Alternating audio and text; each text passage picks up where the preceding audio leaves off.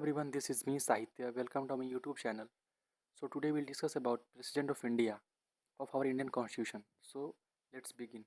So here it is, President of India, and the President of India is the constitutional head of state and the first citizen of India. Although the President is formal executive, the real executive power is exercised by the Prime Minister and the councils of ministers. So questions from these topics are frequently asked in UPSC prelims, GS Mains 2 paper, and state PCS and interviews. So we'll move to the constitutional position. So president comes under Article 52 to 62, and executive power comes under Article 53, and councils of minister comes under Article 74, and oath comes under Article 60, and election disputes comes under Article 71, and pardoning power comes under Article 72. So we'll move to the introduction. So Article 52 talks about introduction. So there shall be a President of India. The President is constitutional head of Union, supreme commander of the defense forces, and first citizen of India, and symbol of unity and integrity of the nation. So position of the President. India follows the parliamentary system. Therefore, the nominative the nominal executive is president and real executive is prime minister and councils of ministers. So example, the president appoints the prime minister but normally act on advice of the councils of ministers. Election of the president, and Article 44 talks about elections of the presidents.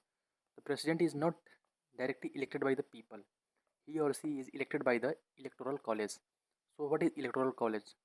So electoral college includes elected members of the Lok Sabha, elected members of the Rajya Sabha, elected members of the MLAs of the states, member of Legislative Assembly, and elected members of Legislative Assembly MLA from UTs, for example Delhi and Puducherry, that we include. And what does not we include? So nominated MPs, nominated MLAs, and member of the Legislative Councils, which is also called MLCs of some states. And method of elections. The election is conducted by proportional representation and STV, single transferable vote, and secret ballot. So we'll move to the example. Electors rank candidates according to the preference. For example, 1, 2, 3. So value of votes. The vote value is designed to ensure uniformity between union and the states. And value of MLA's vote. So formula, population of the state divided by total elected MLAs and divided by 1000. So population is based on 1971 census until the first census after 2026 as provided by constitutional amendments. So value of MP's vote. So total value of vote of all MLAs divided by total elected MPs, that we already discussed. Value of MLA. And what is the qualification? So Article 58 talks about qualification. A person must be a citizen of India and have completed 35 years of age and be qualified for election to the Lok Sabhas and not hold any office of profit under the government. Okay, so what is the conditions of office? So Article 59 talks about uh, condition of offices. So the president cannot be a member of parliament or state legislature, cannot hold any office for profit, and resides in the official residences.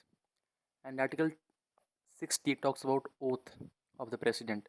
So oath is administered by the Chief Justice of India, CJI. Okay, if unavailable, the senior most judge of the Supreme Court administer the oath. Okay, we'll move to the term of office of president. So Article 56 talks about term 5 years. The president continues until a successor assumes offices. In re-election, there is no constitutional limit on the number of terms. Example, Rajendra Prasad was elected twice. Okay, so we'll move to the resignation. So the president resigns by writing to the vice president of India, and vacancy in offices in office. So causes death, resignations, removal, and expiry of term, and elected declared void. A fresh election must be held within 6 months. Okay, so we'll move to the impeachment of the president. So Article 62 talks about impeachment of the president. So ground violation of the Indian Constitution and procedure charge charged initiated by either House of Parliament and at least 14 days notice and passed by the two-third majority of total membership of that house and investigated by the other house. And if second house also passes by a two-third majority of its total membership, the president stands removed. And power of the president. The president exercise various constitutional powers, for example, executive powers. So, president appoints prime minister, other ministers, and attorney general, governors, chief justice of India, and Supreme Court judges, high court judges, CAG, comptroller, and auditor general, and chief election commissioners and election commissioners, and chairperson and members of UPSC and finance commission members. Example, after a general election, the president appoints the leader of the majority party as prime minister. Okay, so we'll move to the legislative power. Legislative powers, the president summons parliament, prorogues parliament, and dissolve the Lok Sabha, and addresses parliament, and give assent to bills, and promulgates ordinance under Article 1, 2, 3. Okay, so we'll move to the example. When parliament is not in session, an ordinance may be issued to meet urgent legislative needs. And we'll move to the types of veto. So first is absolute veto. President withholds assent, and bill ends, usually applicable to private members bill and government bills after the fall of the government. Okay, so we'll move to the suspensive veto. So president returns an ordinary bill for reconsideration, and if parliament passes it again, the president must give assent, not applicable to money bills. So we'll move to the third one, pocket veto. So the constitution prescribes no time, no time limit for the president to act on a bill. The president may keep the bill pending. Example, Gyani Jail Singh exercised the pocket veto on the Indian Post Office Amendment Bill 1986.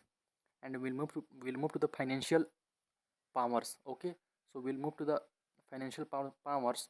The president causes annual budget to be laid before parliament and recommends introduction of money bills, constitutes the financial commission every 5 years. And we'll move to judicial powers. So Article 72 talks about the president who has the power to grant pardon, reprieve, respite, remissions, and commutations. So what is pardon? Completely removes punishment and conviction. And we'll move to that reprieve. So reprieve is temporary stay of execution, and respite awards a lesser punishment due to special circumstances, and remission reduce the duration of a sentence. And we'll move to the commutation. So commutation is substitutes one punishment with higher punishments. Example, a death sentence may be commuted to life imprisonment. And we'll move to the diplomatic powers. The president represents India internationally and appoints ambassadors and receives foreign diplomats. And also we'll move to the military powers. The president is the supreme commander of the defense forces. However, actual control is exercised by the elected government. Sorry, and we'll move to the emergency powers. So the president can proclaim national emergency. Article comes under Article 352, and president rules comes Article 356, and financial emergency comes under Article 360 that we discussed already in previous classes. So we'll move to the discretionary power. Normally, the president acts on the advice of the councils of ministers. However, limited discretion exists in situations such as appointment of the prime minister when no party has a clear majority, and returning an ordinary bill once for reconsideration, and seeking reconsideration for ministerial advice. We'll move to the amendments. So, constitutional amendments. 42 Constitutional Amendment 1966 talks about made the Parliament bound by the advice of Councils of Ministers, and 44th Amendment 1978 talks about allowed President to return advice once for reconsideration. After reconsideration, the President must accept the advice. And important Supreme Court case, Samsher Singh versus the State of Punjab, the Supreme Court held the President is the constitutional head and normally acts on the aid and advice of the Council of Ministers. So we'll move to the differences between President and Governor. So here it is President and Governor. So head of union is President and head of a state is Governor. And Article 52 to 62 talks about President and Article 153 to 162 talks about Governor. And also President is elected and Governor is appointed. Pardoning power under Article 72 talks about President and pardoning power under Article 161 talks about Governor. We'll move to the mnemonic ETPVJM. So E stand for election, T stand for term, and P stand for powers, and V stand for veto, and J stand for judicial power, and M stand for military and emergency powers. So one line revision. So topic and meaning.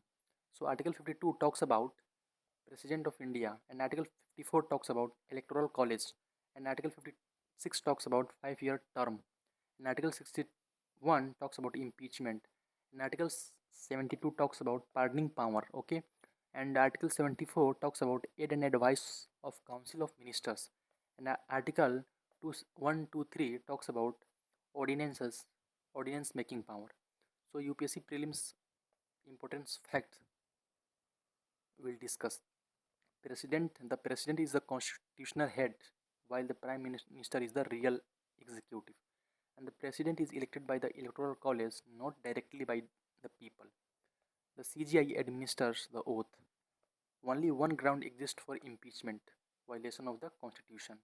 The president can exercise pocket veto, as the constitution does not prescribe a time limit for assent.